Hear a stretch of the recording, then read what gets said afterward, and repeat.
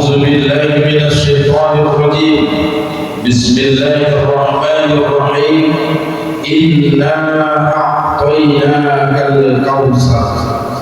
Sungguh kami telah memberimu Muhammad nikmat yang banyak. Fasalli li rabbika wanhar, maka sholatlah karena Tuhanmu dan berkurbanlah. Inna syani'aka huwal abtar. Sungguh orang yang membencimu dialah yang terputus dari rahmat Allah. Surah ini turun disebabkan hinaan dan celaan orang-orang kafir kepada Nabi Muhammad, di mana Rasulullah tinggal di Makkah. Dia membina rumah tangganya bersama Khadijah, dan Allah memberinya keturunan 6 orang anak, dan satu istrinya yang lain bernama Mariyatul Kibtiyah memberinya 1 orang putra. Berarti jumlah anak-anak Nabi semuanya ada berapa? 7 orang.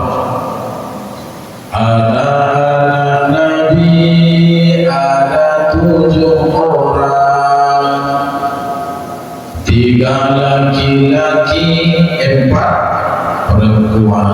Pertama Qasim, Abdullah, Ibrahim. Jadi itu yang putra. Kalau yang perempuan Zainab, Ruqayyah, Ummu Kalsum, Fatimah. Memang harus kita hafal. Paling mudah menghafal sejarah itu memang lewat lagu. Sambil berdendam bersahir kita bisa meneladani kehidupan Rasulullah. Anak yang pertama laki-laki Qasim meninggal dunia di usia muda.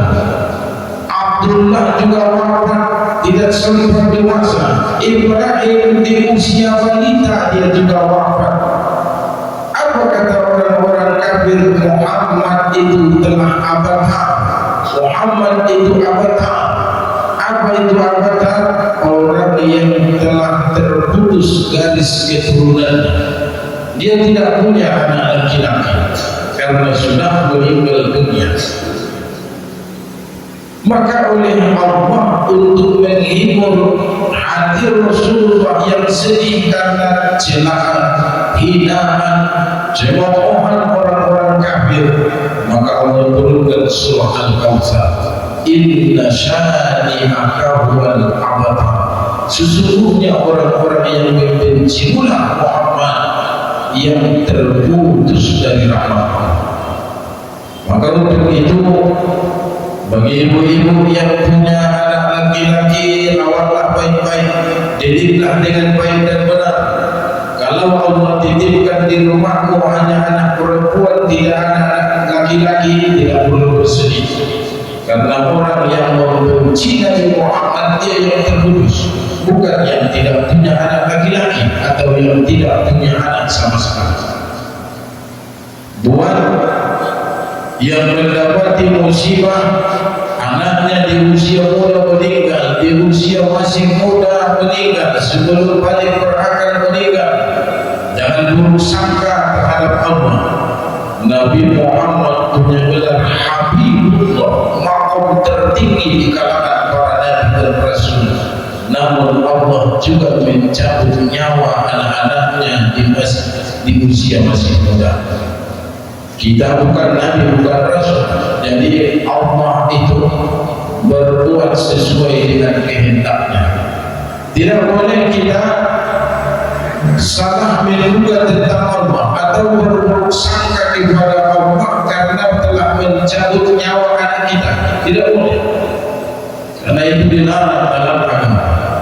Suatu saat seorang perempuan meninggal anaknya, dia meronta, dia meratapi jenazahnya. Kebetulan lewat Nabi Muhammad. Rasulullah menyampaikan kata-kata sahabat, lama zaitana sobar koina ti anak pun titipan ni Allah dong, apahan mengibar pun. Apa jawab ibunya ini? Allah benda semua memang rasulinya yang mampu semua cinta mati anak tiba ini tanpa menoleh melihat siapa yang ngomong itu. Rasulullah SAW. Lalu seorang sahabat kasih tahu, oh inap ibu tuhoro sana isi nama nasihati, oh inap kita perlu jauhi, nak perlu jauhi isi jadi. Nabi sama nak perlu. Rasulullah itu yang menegur menasihatimu hingga anaknya laki-laki telah wafat meninggal dunia. Kau tega mengucapkan kalimat yang menyakitkan seperti tadi. Mana dalam keluar sedia dengan orang tua orang anak menewitikan orang yang sangat berusia tobat. Soalnya lalu menemui Rasulullah, ya Rasulullah saya mohon maaf ya Rasulullah, tadi itu masih kadang kaut, hati saya masih risau, pikiran saya belum tenang karena musibah yang Allah berikan ini. Satu-satunya anakku Allah panggil, tadi saya belum bisa sabar, tapi sekarang ya Rasulullah setelah mendengar nasihatmu baru saya bisa sabar. Apa kata Rasulullah? Sabar itu pada pukulan yang pertama. Jadi perempuan ini bukan dianggap wanita yang sabar. Kenapa? Karena setelah sekian lama baru dia sabar. Orang yang sabar itu adalah ketika musibah itu datang, dia mengucapkan inna lillahi wa inna ilaihi raji'un. Jadi ketika orang ditimpa musibah, di saat musibah itu datang, lantas dia mengatakan inna lillahi wa inna ilaihi raji'un, itulah orang yang sabar. Kalau satu hari, 2 hari, 3 hari kemudian dia baru mendapatkan kesabaran, itu bukan orang yang sabar dan pahala tidak didapatkan sama sekali. Jadi kata Rasulullah, sabar itu pada pukulan yang pertama. Ketika pertama kita mengetahui ada meninggal di antara keluarga kita, apa ucapan yang keluar dari mulut kita? Kalau inna lillahi wa inna ilaihi raji'un, atas meninggalnya anak-anak di usia muda sebelum akil balik, lantas malaikat yang membawa ruh anak-anak ini diletakkan di langit ketujuh dalam pemeliharaan Nabi Allah Ibrahim Khalilullah. Di langit ketujuh semua anak-anak yang belum akil balik. Dalam hadis Isra Mi'raj diceritakan Nabi bahwa dia melihat Ibrahim bermain-main dengan semua anak-anak manusia yang meninggal di usia muda. Lantas Allah nanya, wahai malaikatku, itu siapa yang kau bawa? Anak-anakmu tinggal di penggorengan Tuhanku. Biar dengan anakmu ini campuri nyawa anaknya. Mereka memuji ya Allah, mengucapkan istirja, inna lillahi wa inna ilaihi raji'un. Jadi dia memuji bukan menyanjung, benar ya Tuhanku, padahal saya mencabut nyawa anaknya, memang belahan hatinya, betul ya Tuhanku, tapi mereka tetap memuji, inna lillahi wa inna ilaihi raji'un. Malaikatku, setelah kau hantarkan anak ini dalam pemeliharaan Ibrahim di langit ketujuh, berangkat kau ke surga, bangun sebuah istana, beri nama istana itu Baitul Habib, artinya rumah pujian. Dan setelah hari kiamat nanti, menjelang hari berbangkit, anak ini letakkan di dalam, dia akan menyambut ayah dan ibunya menunggu di pintu istana itu. Maka seharusnya dari hadis ini kan kita bersyukur Allah mencabut nyawa anakmu di usia balita, di usia muda, sebelum akil balik, sebelum dia berusia 17 tahun. Anakmu meninggal dunia, pada hakikatnya Allah memberimu surga dengan balasan sabar atas musibah kematian anak-anak. Jadi kita tidak boleh berburuk sangka terhadap Allah. Allah itu berbantu pada Nabi Rasulullah itu orangnya dapat meninggal banyak-banyak kebaikan. Sementara dia berkasih Allah, sementara dia Habibullah, kita bukan siapa-siapa. Jadi harusnya kita mengucapkan istirja. Inna lillahi wa inna ilaihi raji'un. Nah, ayat ini surah Al-Kautsar ini hanya 3 ayat. Disebutkan dalam asbabun nuzulnya adalah akibat celaan dan hinaan orang-orang kafir, maka turun surah ini. Mereka menghina Nabi Muhammad karena anaknya meninggal dunia. Maka orang-orang yang terputus dari rahmat Allah itu adalah yang membenci Nabi Muhammad atau membenci dakwah yang ia bawa. Di ayat pertama Allah sebutkan sesungguhnya kami telah memberimu nikmat yang banyak. Al-Kautsar maknanya ada 2.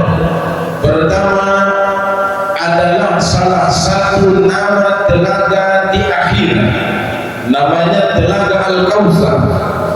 Di akhirat ada satu danau. Danau ini dikuasai oleh Nabi Muhammad dan merupakan titik kumpulnya umat Muhammad. Ketika kita bangkit di padang mahsyar setelah timbul sangkakala yang kedua, maka kita akan bertebaran tiada tentu arah. Suami dan istri berpapasan tidak tegur sapa, ayah dan anak tidak saling menyapa, saudara dengan saudarinya tidak saling mengenal.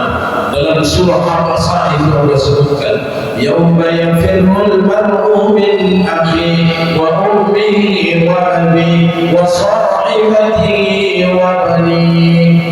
Kita seperti anak-anak yang berhamburan. Apa kata Allah? Wa takunul jibalu kal'ihnil manfus. Setelah berhamburan semuanya kal farosil manfus. Kita sebagai anak-anak, kita sebagai seperti laut. Bahasa Itana soal saling war-war namar permanyasi. Tiada tentuan. Karena saat itu tidak ada manusia yang bisa membela kita selain Allah. Dan di saat yang pertama sekali Allah bangkitkan adalah Nabi Muhammad yang diletakkan di surga Firdaus. Nabi Muhammad pun menikmati semua kenikmatan surga Firdaus, surga paling tinggi, surga paling nikmat. Namun Allah melihatnya bolak-balik gelisah. Lalu Allah bertanya, Muhammad, kurang sholat lebih lama di rohamu dan di surga Firdaus, malu cukup Tuhanku nikmatkan ni'matmu. Kalau begitu kenapa kau gelisah bolak-balik? Hidup boleh kau jalan-jalan. Ya Rabb, saya gelisah memikirkan umatku. Akankah umatku bisa melalui pada mahsyar? Akankah umatku bisa melewati yaumil hisab, yaumil mizan, titian siratal mustaqim yang tajamnya lebih tajam daripada pedang, yang halusnya lebih halus daripada rambut di bawah tunduk? Akankah umatku selamat menuju surga? Kalau begitu, mau bagaimana Muhammad? Kalau boleh diminta ya Allah, sebagai bolas bayar panggilan Tuhanku, patul malam kepada mahsyar. An sudah pilih umat kita dari awal sampai bisa pasti sudah umat ini bahasa semua udah ada usaha pilih neraka. Sementara di waktu yang bersamaan kita sibuk mencari pembelaan, bertemu Adam menolak. Sekali jangan minta tolong sama aku, karena saya yang menyebabkan kita tinggal di dunia yang dulunya saya dan nenek kalian tinggal di surga. Carilah cucuku Idris. Kita cari lagi Nabi Idris. Wallahu a'lam berapa jarak bertemu Adam dengan Idris. Pokoknya kita seperti kal-farosil mabusus, seperti seorang saling koror ramal jalaki lampunya Tuhan. Kesana satu orang, kesana semua bertemu Idris pun menolak. Jangan saya malu bertemu dan memohon kepada Allah. Coba kalian temui cucuku Nuh. Kita bertemu dengan Nuh pun menolak. Saya malu bermohon kepada Allah untuk dibukakan yaumil hisab. Istriku tak bisa kubela, istriku tak bisa menjadikan beriman. kencing dari dakwah yang kusampaikan. Coba kalian cari Nabi dan Rasul semuanya kita temui sampai Nabi Isa. Di saat itu Allah kabulkan permohonan Nabi Muhammad, ia turun di padang mahsyar. Setelah Nabi Isa, dia pun mengatakan, coba kalian temui Muhammad. Barulah kita bertemu dengan Nabi Muhammad. Nabi Muhammad berdoa, lalu Allah membukakan yaumil hisab. Karena semua Nabi dan Rasul diberikan jatah untuk doa yang mustajab hanya sekali. Adam sudah menggunakan doa itu ketika dia bertemu bangunan bersegi empat, yaitu yang disebut dengan Ka'bah. Dia berputar-putar 7 kali sambil menjadikan Ka'bah itu di sebelah kirinya, yang kemudian hari disebut dengan ibadah tawaf. Dan dia berdoa dengan doa mustajab, Rabbana zalamna anfusana wa in lam taghfir lana wa tarhamna lanakunanna minal khasirin. Setelah itu habis jatahnya doa mustajab, maka di akhirat tidak bisa dipakai. Idris juga sama, Nuh juga sama, Nabi Isa juga sama. Yang belum menggunakan doa mustajab itu adalah Nabi Muhammad SAW. Suatu saat datang Hasan dan Husain dengan waktu yang bersamaan, di waktu usia muda, usia kanak-kanak. Lantas Rasulullah SAW mencium bibirnya si Husain, lalu mencium lehernya, mencium bibirnya si Hasan dan mencium lehernya Husain. Begitu perlakuan Rasulullah yang berbeda dengan dua cucunya ini, putra kandungnya Fatimah dan Sayyidina Ali. Fatimah kan nanya, wahai ayah, kenapa kau bedakan kedua cucumu? Satu kau cium bibirnya, satu kau cium lehernya. Saya berdoa inang Fatimah, kau pukul si Hasan sangat dia syahid lewat mulutnya karena dia mati diracun oleh para pengkhianat. Lalu suatu dia kau tulis Husain, ayah, saya mencium lehernya karena kelak kemudian hari orang lain akan memenggal kepalanya. Tangis Fatimah, oh ya, doakan kepada Tuhan Al-Suwirullah takbiri, ulang mati racun anak pun, ulang mati dipenggal, dipotong kepalanya. Apa kata Rasulullah? Tidak. Mudah bagiku Fatimah untuk menyelamatkan anak keturunanku, tapi ampunan kau menyelamatkan upaki doa mustajab semua dia umat sangat tinggal. Kan itu yang dipikirkan Rasulullah. Rasulullah mengakhirkan atau tidak mengabulkan permohonan putrinya agar Allah merubah takdir itu. Hasan dan Husain meninggal dengan keadaan normal, jangan diracun, jangan dipotong. Rasulullah lebih memilih kita umatnya. Mersidadahan beda, mersu beda. Syukurlah bagi yang sudah berhaji dan umrah, sudah pernah bertemu dengan makam Nabi. Tapi bagi yang miskin, yang tidak mampu, Rasulullah yang punya, susah untuk tersebut, Rasulullah pasti beda. Dari ibu-ibu sekalian, cinta Nabi Muhammad itu kepada kita sangat luar biasa. Kapan kita akan bertemu Nabi Muhammad? Di padang mahsyar. Ketika kita bertemu Rasulullah, maka semua umat Muhammad minum di telaga Al-Kausar. Yang bukan umat Muhammad tidak boleh ikut minum di situ. Dindingnya terbuat, dinding danau telaga ini terbuat dari emas. Dasarnya terbuat dari permata, yakut, zamrud. Gelasnya terbuat dari berbagai macam perhiasan dari emas perak bercampur dengan berlian. Lalu airnya sangat putih, lebih putih daripada susu, dan sangat manis, lebih manis daripada madu. Semua umat Muhammad akan minum di sini.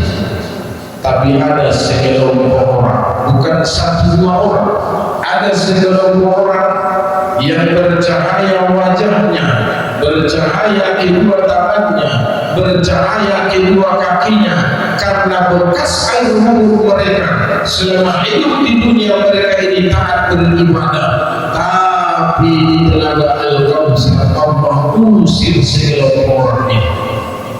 Wahai sekelompok manusia, menjauh kalian dari telaga kekasihku, kalian tidak diizinkan minum dari telaga Al-Kautsar.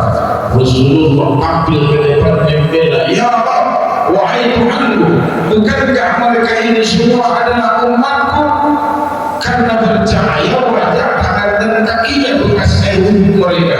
Mereka ahli ibadah, rajin sholat di dunia. Kenapa mereka engkau usir ya Rabbi? Bukankah mereka umatku? Kata Rasulullah. Apa jawab Allah? Engkau Muhammad tiada tahu apa saja yang mereka buat dan mereka ada-adakan dalam agamaku ini setelah engkau tiada. Dari Bapak Ibu sekalian, dalam hadis itu dikisahkan Rasulullah tidak bisa membela kepada orang-orang yang mengada-ada, yang membuat-buat dalam tuntunan agama. Walaupun kita sering mengucapkan syafaat Rasulullah itu sangat diharapkan. Waktu napa buat pukul tolu mamulai napa buat mangkuli maparjol suhud siamulona. Salawat dan salam tu Nabi tanamkan itaharukkan syafaat Nabi alina parmudi. Salu sisi suhud langsung main yang sisi akur sisi tapi akur mata rahim di masultan mama majali lengkulu salawat dan salam tu Rasulullah nampak itaharukkan syafaatnya. Lalu paham berpuasa ia musim orang, lalu masa semua yang masa berputar-putar obat-obat total selawat dan salam sudah ditanamkan di tarukun syafaatnya sampai aku tua murid persyafaatnya 3 kali supaya selesai. Dan kan?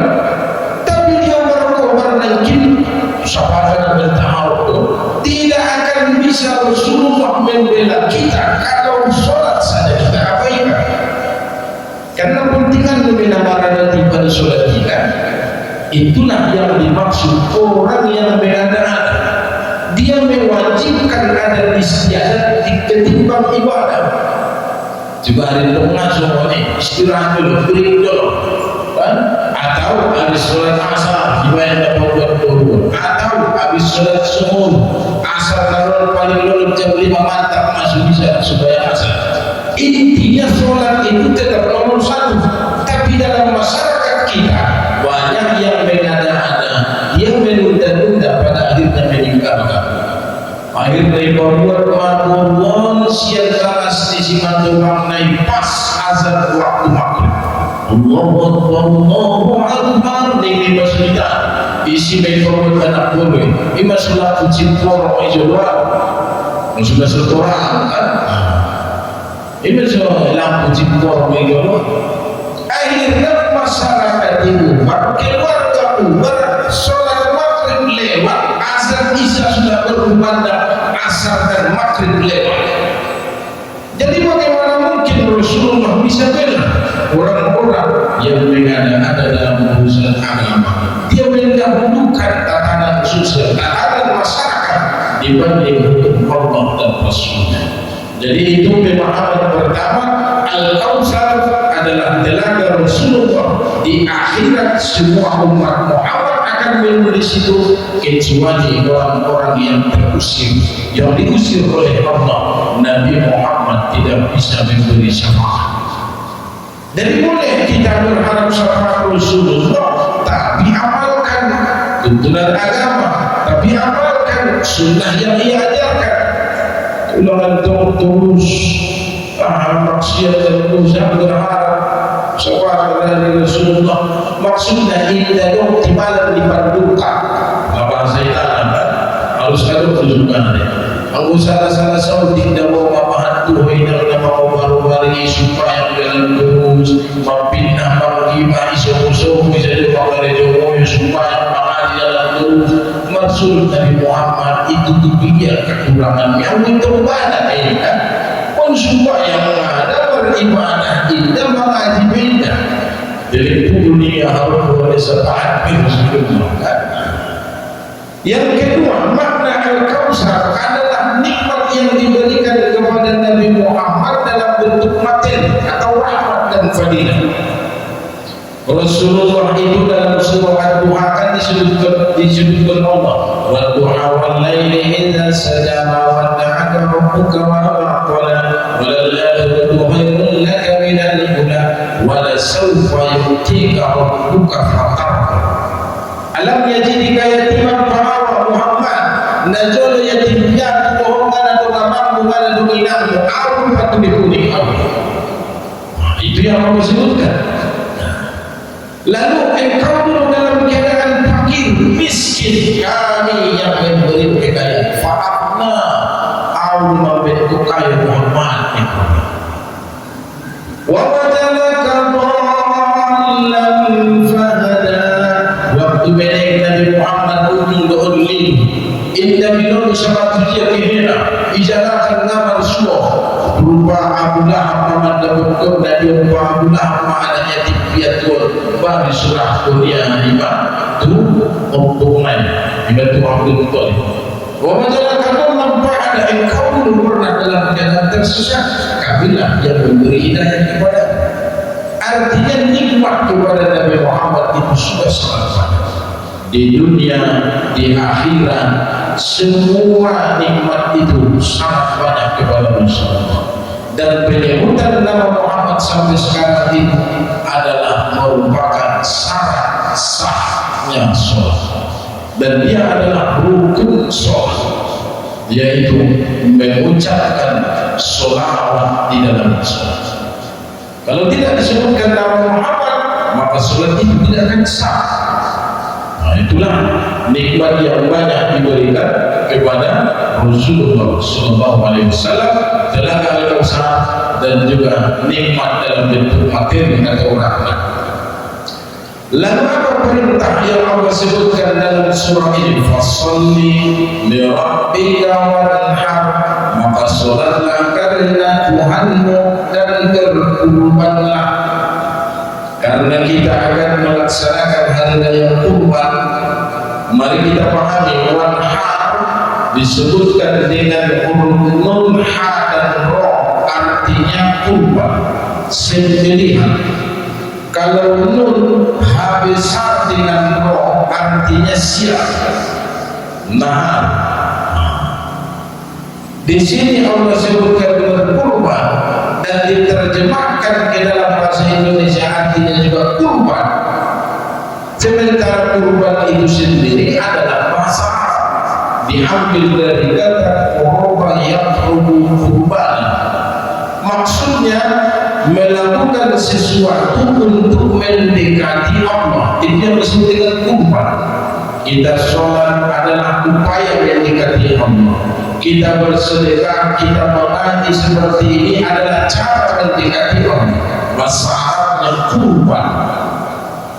Tapi jika yang dimaksud secara syariat, kurban adalah sembelihan hewan tertentu di waktu tertentu. Apa itu hewan tertentu? Hanya ada 4. Pertama ada kambing, domba, sapi, dan unta. Kambing artinya pada semua kita kambing kampung don diri-diri, yang kedua yaitu sapi, yang keempat baru unta. Unta boleh dibagi dengan 10 orang, 1 ekor unta 10 orang. Sapi boleh dibagi dengan 7 orang, kambing 1 orang. Kapan disembelih? Di tanggal 10 Zulhijjah sampai tanggal 13 Zulhijjah. Jadi hari nahar yaitu 10 Zulhijjah, hari tasrik 11 Zulhijjah, 12 Zulhijjah, 13 Zulhijjah. Berhubung hari raya di hari Jumat 10 Zulhijjah, maka kemungkinan besar akan disembelih sebagian masjid-masjid akan menyembelih hewan kurban di hari Sabtu atau tanggal 11 Zulhijjah. Bagaimana hukumnya